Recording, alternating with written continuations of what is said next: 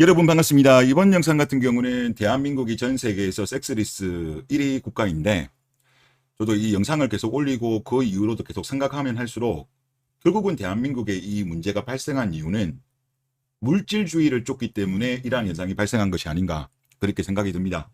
일단 새롭게 들어오신 분들 때문에 한번 쭉 간략하게 말씀을 드리면, 지금 보시는 거는 2022년도 버전 한국판 킨제이 보고서에서 한국이 전 세계 1위의 섹스리스 국가다, 이렇게 이제 밝힌 거고, 그리고 전 세계 섹스리스 비율은 세계 평균은 약 20%입니다. 그리고 지금 40.8 나오고요. 그리고 그 다음에 월 2에서 3회가 23.5, 그리고 주 1회가 23.5, 주 2에서 3회가 23.5, 이 정도로 나오고 있고, 1000명을 대상으로 해가지고 이런 조사를 한 거다, 그렇게 보시면 되고요. 그리고 2016년도 같은 경우는 일본이 1등이었습니다. 44.6으로 1등이었고 한국은 35.1로 2등이었는데, 우리나라는 40.8로 올라간 거고요. 일본은 정확한 수치는 제가 여기 안 나오던데 2밑으로 내려간 겁니다. 일본은. 그래서 일본 같은 경우는 확실히 마케이누들의 몰락 이후에, 과거 같은 경우는 일본 같은 경우도 조건을 엄청나게 중시하는 나라였죠. 버블 경제 이후로 상당 기간 동안 그게 진행되다가 그 이후로 어떤 사람의 인성이라든가 가치라든가 이런 걸 더 중시하면서 일본은 정상화로 가면서 상대적으로 이제 올바른 길로 가고 있다, 그렇게 보면 되겠죠.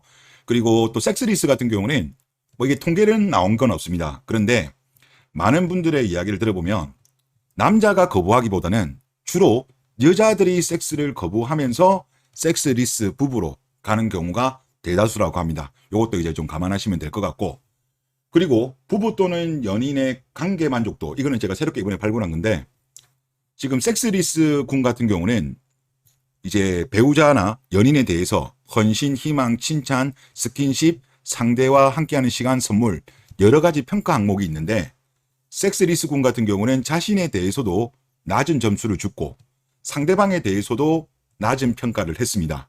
반면 섹스 유지군 같은 경우는 이런 여러 가지 항목에 대해서 본인도 상대적으로 섹스리스군에 비해서는 높게 평가했고, 또 상대방에 대해서도 이제 높게, 만족도가 높게 나타난 것으로 보입니다. 그러니까 만족도가 낮으면 낮을수록 섹스리스의 가능성이 높다라고 그렇게 보면 될 것 같고요.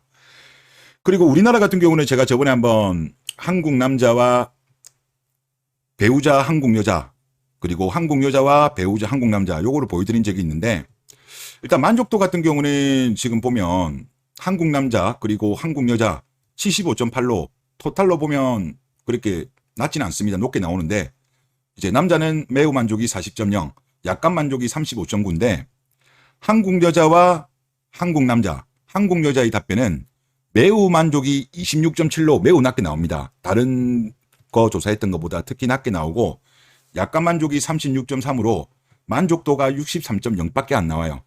오히려 국제 결혼한 커플들 같은 경우는 매우 만족이 65.6이에요. 2배 이상 차이 나죠. 그래서 만족도 합치면 88.7이 나오기 때문에 한국 여성들이 배우자에 대한 만족도가 낮다, 저는 그렇게 또 보고 있고, 그러면 왜 유독 한국 여자가 더 낮은가? 이런 부분은 바로 이제 물질주의, 즉 우리나라 전체적으로 봤을 때도 물질에 대해서 가장 중시하는 문화입니다. 그러다 보니까 남과의 삶을 계속적으로 비교하고, 그런 비교를 하다 보니까 결혼을 할 때도 사랑보다는 조건을 많이 중시하면서 그런 현상이 발생한 거죠. 이제 OECD 국가의 삶의 만족도, 이거 같은 경우도 OECD 국가에서 D에서 3등하는 나라가 바로 우리나라고, 특히 20대 30 여성에서 이 현상이 더 심하게 나타나고 있습니다. 그래서 여기 조사를 보더라도 전에 보여드렸던 조사인데, 연령대별로 봤을 때 20대 30대가 만족도가 낮습니다. 그러니까 우리나라 세대별로 보더라도 과거의 40대 50대 60대보다는 지금 20대 30대가 물질주의, 조건 이런 걸 더 따지거든요. 더 따지기 때문에 섹스리스로 가는 거예요.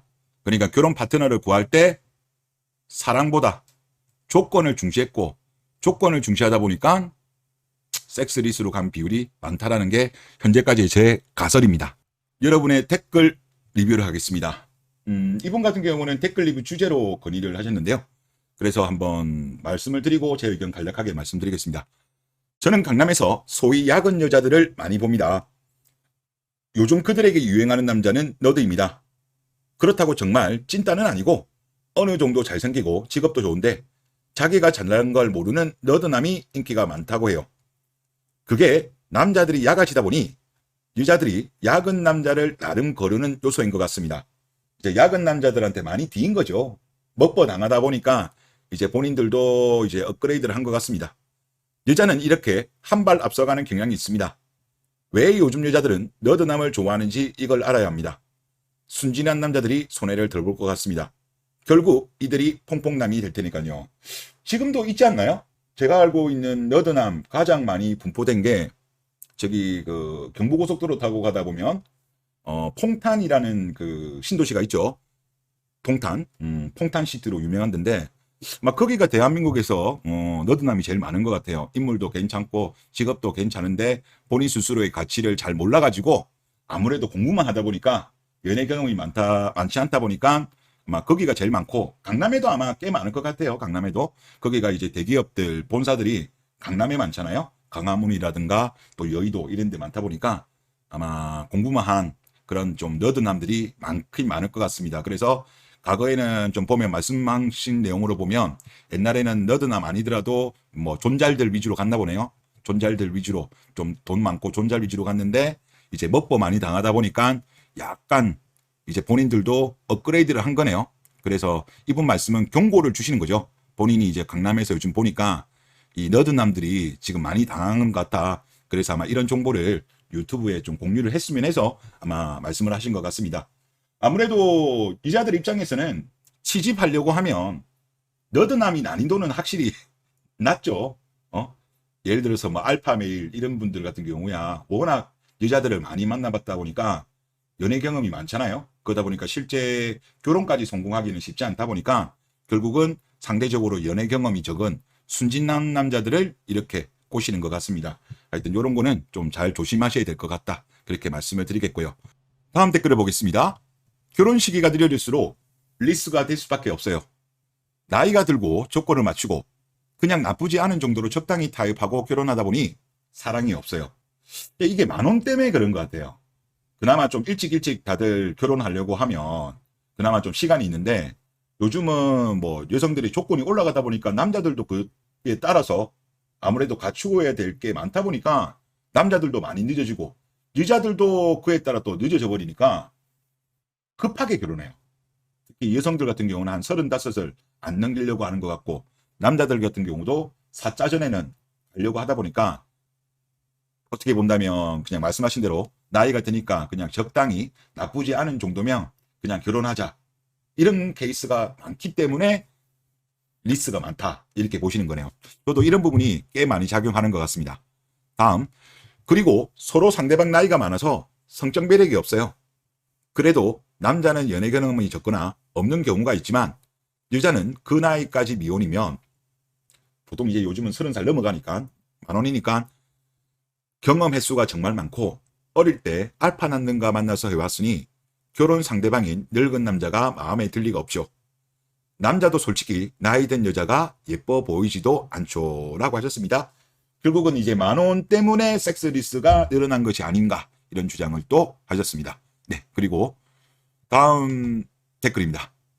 이분은 이제 본인의 경험담을 올리신 거예요. 안타까운 사연인데 저 같은 경우도 04년도에 만나서 연애 시절에는 정말 관계를 지겹도록 가졌는데 첫째 출산 후 우선 와이프가 거부를 하더군요.